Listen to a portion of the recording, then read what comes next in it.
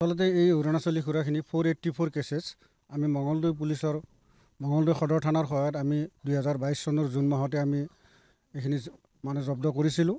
তাৰ পাছত আসামিজন পলাতক আছিলে। তাৰ পাছত আহি এতিয়া আমাৰ মহামান্য আদালতে এই সামগ্ৰীখিনি ডেষ্ট্ৰয় কৰাৰ কাৰণে আমাক অনুমতি দিলে আৰু সেই মৰ্মে আমি আমাৰ দৰং জিলাৰ আয়ুক্ত মহোদয়কো জনালোঁ আৰু আয়ুক্ত মহোদয়েও আমাক এইখিনি ইয়াত ডেষ্ট্ৰয় কৰাৰ কাৰণে এটা নিৰ্দেশ দিলে আৰু সেই মৰ্মে আজি আমি ইয়াত এই অৰুণাচলী লিকাৰখিনি 484 কেছেছ আমি ধ্বংস কৰি আছোঁ। 484 কেছেছ ইনটু 9 বিয়ালকৈ থাকে। 9 বিয়াল মানে 9 লিটাৰ ধৰক, যিমান হয় সিমানেই আৰু চাওক দেশীয় সুৰাৰ দোকানত তেনেকৈ যদি কোনোবাই অৰুণাচলী লিকাৰ বিক্ৰী কৰে সেইটোতো কমপ্লিট ইলিগেল বস্তু এটা। আৰু যেতিয়া আমাৰ আসাম এক্সাইজৰ এক্ট আছে 53(1)A আসাম এক্সাইজ এক্টৰ অধীনত সেই মানুহজন এৰেষ্ট হ'ব। আমি তেওঁৰ দোকানত দেশীয় সুৰাহে বিক্ৰী কৰিবলৈ দিছোঁ, তাত কোনো ধৰণৰ ফৰেন লিকাৰ বা অৰুণাচলী লিকাৰ বিক্ৰী কৰিবলৈ দিয়া নাই। কিন্তু এই প্ৰসংগতে মই এটা কথা কওঁ যে যিখিনি দেশীয় সুৰাৰ দোকান অহা 6 জুনৰ আগতে তেওঁলোকক চৰকাৰে 2 মাহৰ সময় দি এটা অপশ্যন দিছিল, যিবিলাক ইচ্ছুক তেওঁলোকে সম্পূৰ্ণ ফুল ফ্লেজড ৱাইন শ্বপলৈ তেওঁলোকে আবেদন কৰিব পাৰে চৰকাৰী ফিজ জমা দি পেলাই। আমাৰ দৰং জিলাত তেনেকৈ আমি অৰুণাচলী খুৰা এতিয়ালৈকে আমি পোৱা নাই। আৰু আপোনালোকেতো দেখিছেই যেনেকৈ এই গাড়ী সোমাইছিল লগে লগে আমি পুলিচৰ সহায়ত আমি ধৰিছোঁ আৰু আজি এই ডিষ্ট্ৰাকশ্যনৰ মুহূৰ্ততো আপোনালোকে গমেই পাইছে।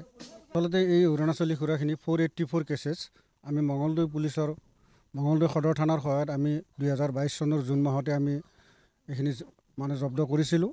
তাৰ পাছত আসামিজন পলাতক আছিলে।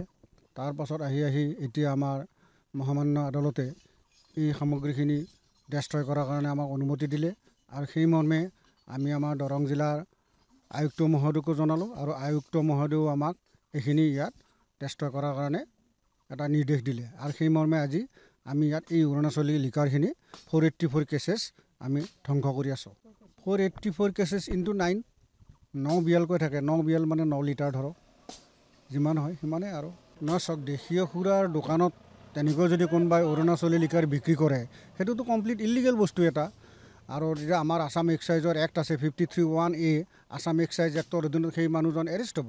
আমি তেওঁৰ দোকানত দেশীয় সুৰাহে বিক্ৰী কৰিবলৈ দিছোঁ, তাত কোনো ধৰণৰ ফৰেন লিকাৰ বা অৰুণাচলী লিকাৰ বিক্ৰী কৰিবলৈ দিয়া নাই।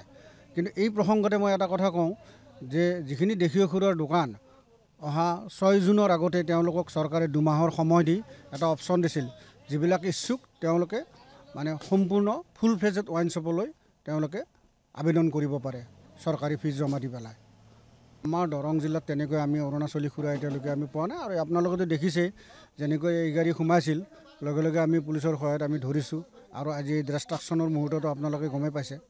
যিকোনো খবৰৰ বাবে যোগাযোগ কৰক 7099017330 লগতে 7099017110 নম্বৰত।